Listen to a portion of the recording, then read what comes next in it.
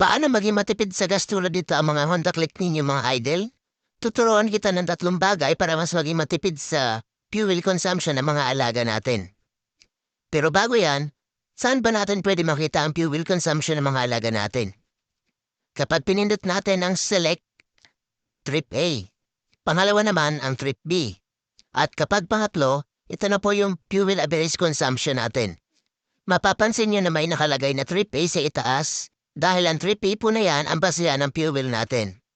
Ibig sabihin sa akin, sa 782 km na tinakbo, ay 53.1 per liter itong Click V3 ko. So, ano nga bang maibigay ko na tip?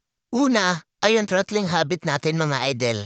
Dapat marunong tayo mag-control ng silinyador po natin. Dahan-dahan lang tayo after natin ma-start. Huwag yung bomba kagad. Magastos yun. Di ba kapag nag-overtake po tayo, kailangan natin pigayin ng gusto ang silinyador natin?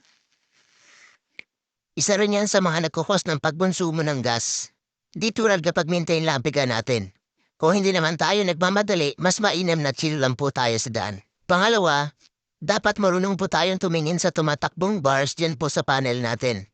Yan po yung average consumption natin at the moment.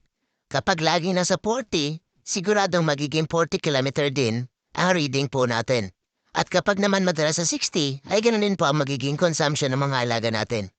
Basta tandaan po natin na mas malapit sa 80 ang bars ay mas tipid po sa gas ang mga motor po natin.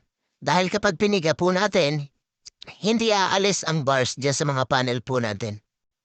At ang pangatlo at panghuli, kapag ahon na naman, wag po nating ibirit ng gusto.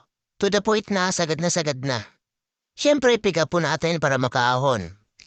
At kapag kaya niya na sa speed na yon, ay alalay balik lang po natin ang silinyador, sabay piga po ulit. Ganon lang kapag ahunan mga idol. At kapag pababa naman, isang piga lang pamboylo. Tapos hayaan na po natin kasi kusa naman yung tatakbo para mas makatipid po tayo sa gas. Kung may nakuha kayong konting kaalaman, palambing naman ang likes. At pwede niyo rin po i-share sa iba itong video para mas marami po tayo matulungan. At pwede niyo rin po akong i-follow para sa mas maraming tips mga idol. At kung may mga tanong po kayo ay mag-comment lang po kayo at sasagutin po natin yan. So yun lang po muna sa ngayon. Ride safe mga idol. Bye!